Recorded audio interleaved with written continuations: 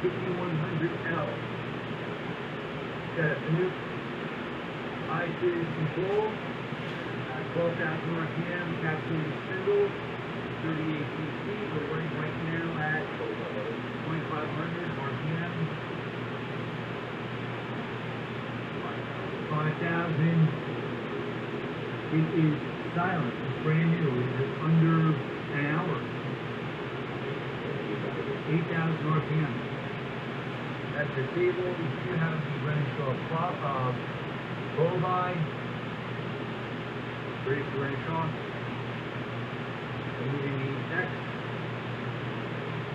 This telescopic weight coverage is the Y.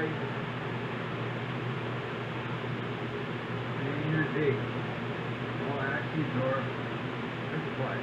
You have tip augers, both sides, and tip augers. And then do a tool change. Okay. You also have this pulling pump, spindle, watching our video. Oh, I got the inside of the machine. That's it.